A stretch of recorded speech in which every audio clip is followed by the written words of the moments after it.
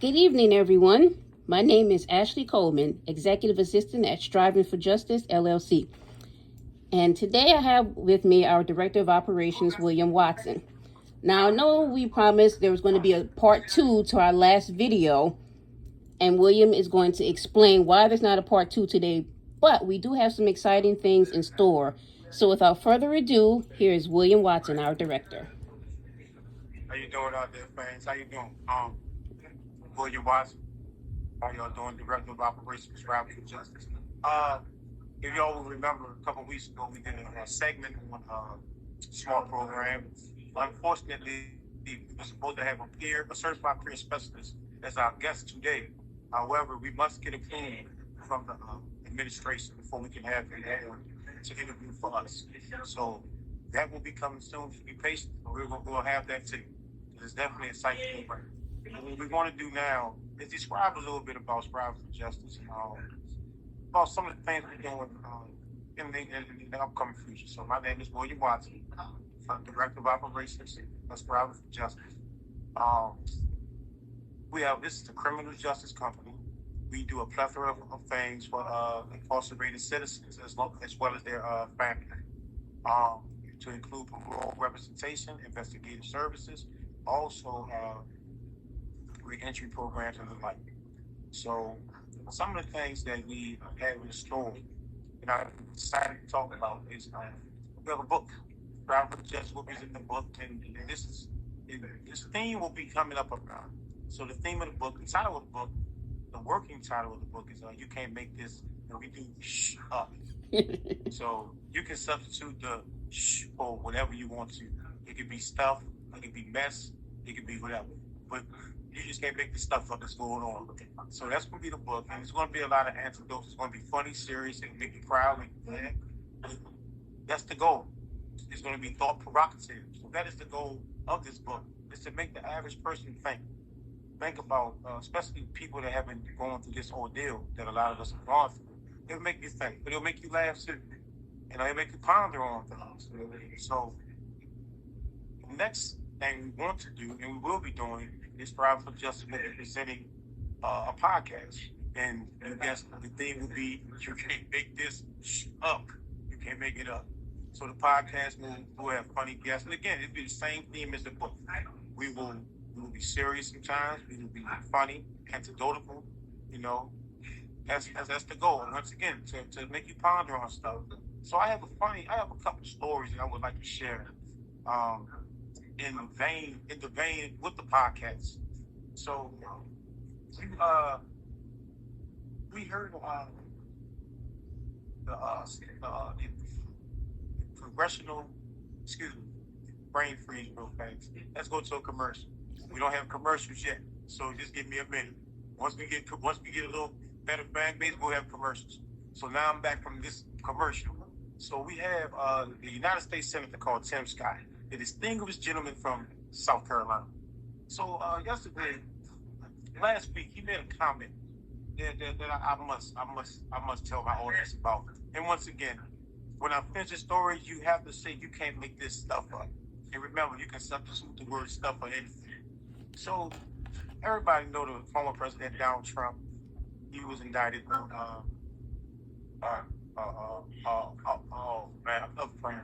he was indicted on having classified documents.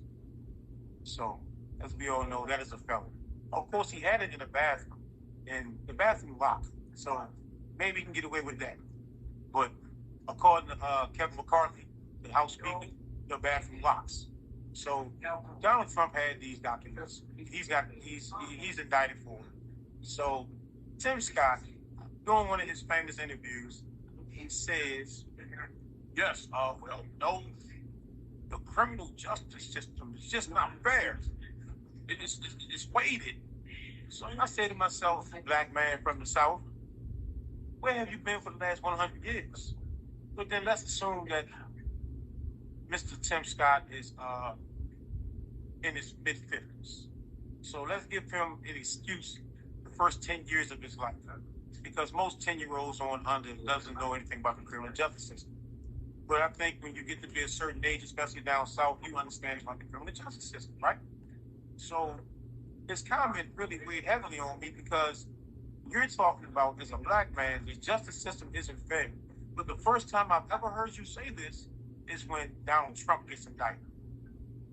So we going to just take away the last 40, 30, 40, 50 years of exonerations, of wrongful convictions, and so forth. We're going to take that away. And we're going to say, right now, 2023, June, the justice system isn't fair. So that's just some of the things that we'll be discussing on the podcast as far as idiotic statements like that. The justice system isn't fair. And he said it's 2023. So I have a story to how the criminal justice system is towards African Americans. This is a serious moment. So you have guys that you have what's called the guidelines. And we're going to learn about these. You are entitled, the average criminal defendant is entitled to a jury of his peers. Now for black people, that means just, it could be 12 white people. They could be 50 years old apiece. You're in your 20s. But in America, that's your peers. So you're entitled to that, especially if you're innocent.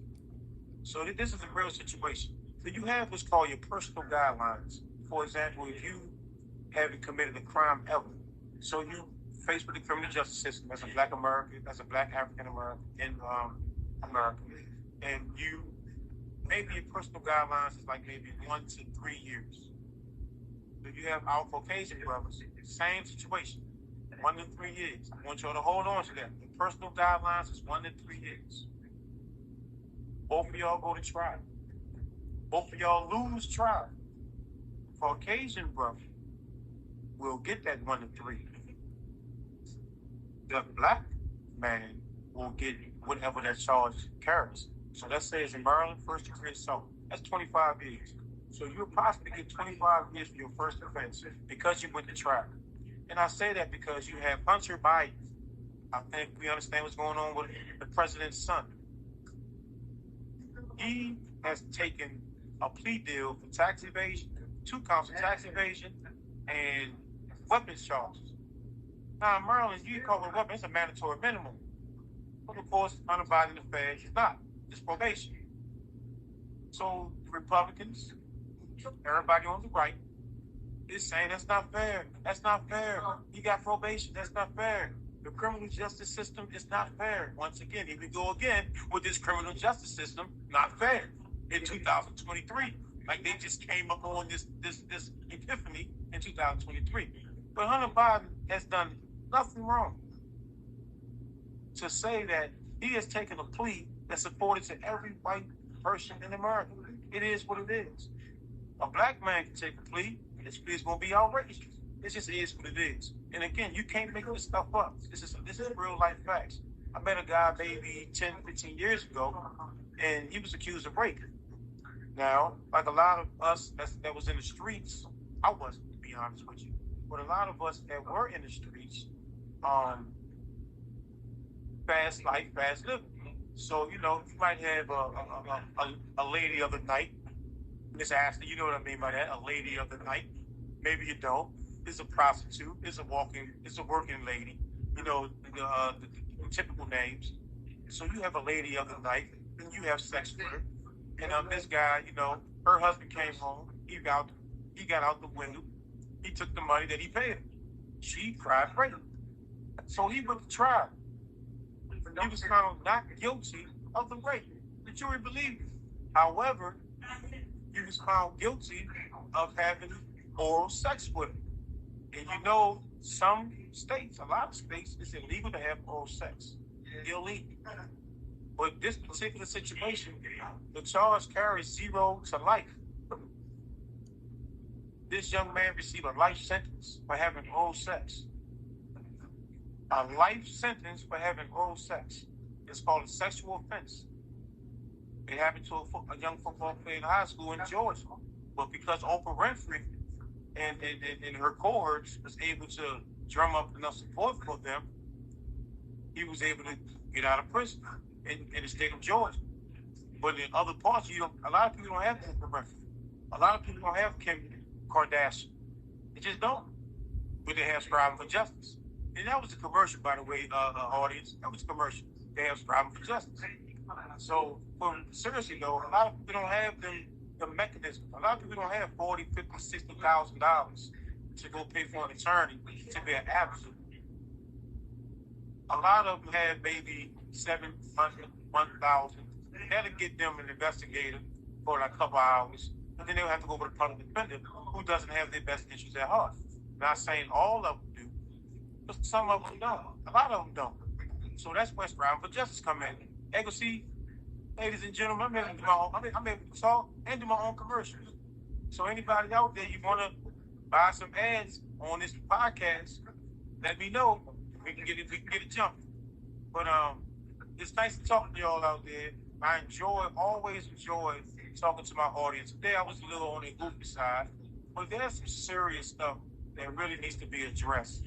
And we will address it. You better believe it. So hopefully in the next couple of weeks we'll have Mr. Antonio Brown on here so we can give y'all more information about this wonderful, amazing program that should be in all the states. So with that, I hope you enjoyed this telecast, and I'll see you next time.